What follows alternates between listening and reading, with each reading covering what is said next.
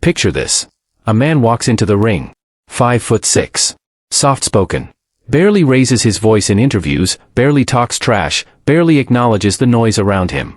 He looks like the guy you'd underestimate without a second thought. That is exactly the trap.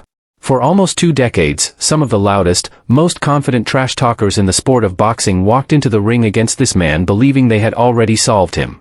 They studied his tape. They picked apart his style. They told the cameras, with total certainty, exactly how the night was going to end. It almost never ended the way they said it would. This is the story of Manny Pacquiao's opponents, what they said before the fight, and what they said after it. And trust me, the gap between those two versions of the same man is where this story really lives. Stick around till the end, because the pattern only gets more brutal from here. In boxing, there's a small, strange club of fighters who carry this same energy. Andy Ruiz Jr. Gennady Golovkin. Fighters who look like anything but a threat standing in front of you, until the very first punch actually lands, and suddenly everything you thought you knew gets rewritten in real time. But almost nobody has worn that mask better, for longer, than Manny Pacquiao. A small, humble Filipino fighter. Warm smile. Quiet voice. The kind of man who thanks God before he thanks himself in every single post-fight interview. And yet, an 8-division world champion. Arguably the most dominant, most feared active fighter of his entire era. Here's the part that makes this story worth telling, though. It's not really about Pacquiao's skill. It's about the men who stood across from him, and what they believed right before the bell rang. Fighter after fighter, year after year, looked at this small, gentle man and quietly convinced themselves they had him figured out. Almost every single one of them was wrong. And today, we're going through exactly how wrong. Let's start 11 years back, with a fight billed simply as the dream match.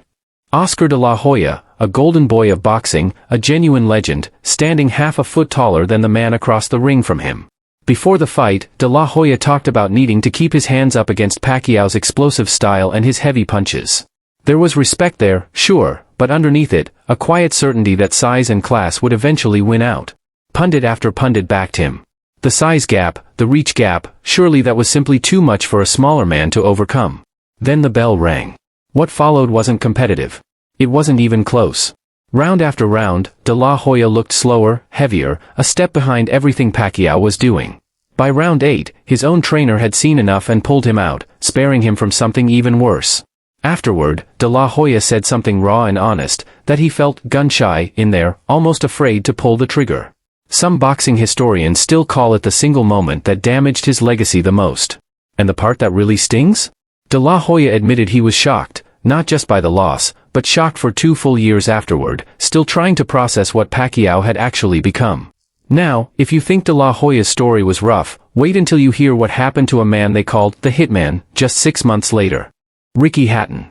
British boxing royalty, loud, beloved, and only 18 months removed from a brutal loss to Floyd Mayweather. Instead of easing back in carefully, Hatton jumped straight into the deep end against Pacquiao. And where de la Hoya at least showed respect, Hatton showed something completely different.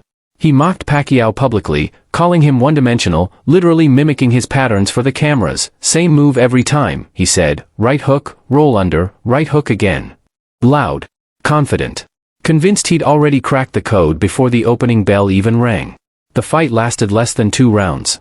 One single left hand from Pacquiao put Hatton flat on his back, motionless enough that it effectively ended his career on the spot. Hatton himself admitted later that the punch landed so early, and so perfectly, there wasn't really anything he could have done about it. One punch, he said. That's boxing. Think about that contrast for a second. A man walks in mocking his opponent's predictability on camera, and gets knocked cold by the exact punch he claimed he'd already figured out. Late 2010.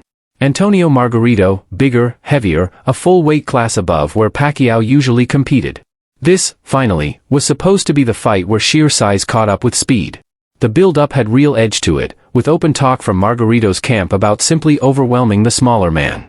For a few rounds, it actually looked like it might happen. Margarito's team even admitted afterward that things were going his way early on, until Pacquiao got cut. And once that cut opened, most people expected the fight to tilt in the bigger man's favor. It didn't. Even hurt, even bleeding, even giving away real size and weight, Pacquiao mauled Margarito across the full 12 rounds. It wasn't just a win, it was Pacquiao capturing one of boxing's rarest, greatest accolades in that very same fight, becoming an 8-division world champion in front of a stunned crowd. Think about the significance here.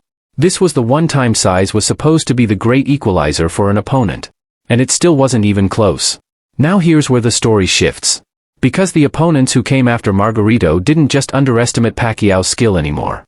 They underestimated his patience, his timing, and his ability to wait for exactly the right moment.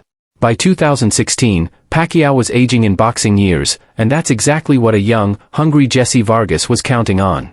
Vargas came in framing this fight as a mission he'd been planning since he was a kid: beat Pacquiao, avenge the losses other fighters had taken against him, and instantly become the sport's new top dog. He believed his speed and his youth would finally be the difference against an aging legend. Pacquiao dropped him in the second round. What followed was a clean, comfortable win across every single scorecard.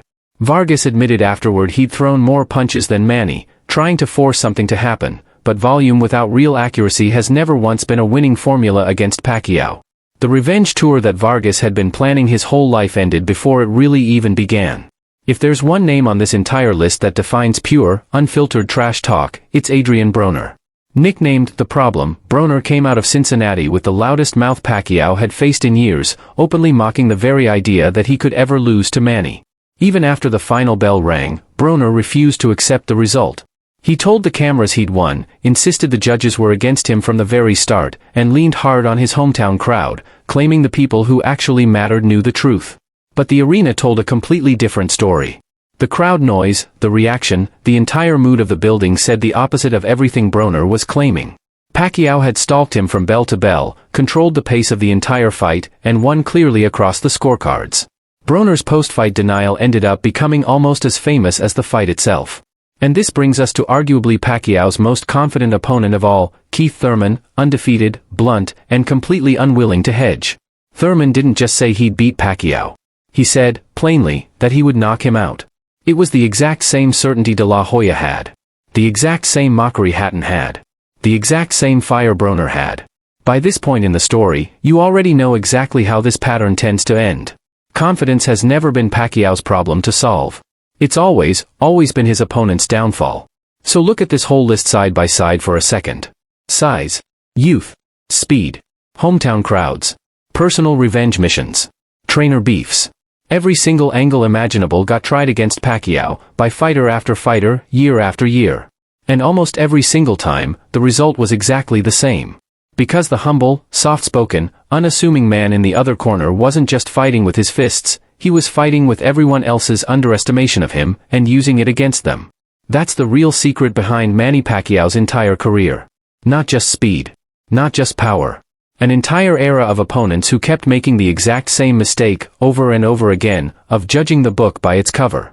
From Oscar De La Hoya's stunned 2-year silence, to Ricky Hatton's career-ending night, to Adrian Broner's denial that fooled absolutely nobody, the pattern never, ever broke. Manny Pacquiao built one of boxing's greatest legacies not despite being underestimated. He built it almost because of it. So the next time you see a fighter who looks too small, too humble, too soft-spoken to actually be dangerous, remember this list. Because in boxing, just like Manny proved again and again, looks can absolutely be deceiving. If you enjoyed this breakdown, hit subscribe and turn on notifications, because we've got a lot more fighter deep dives just like this one coming soon.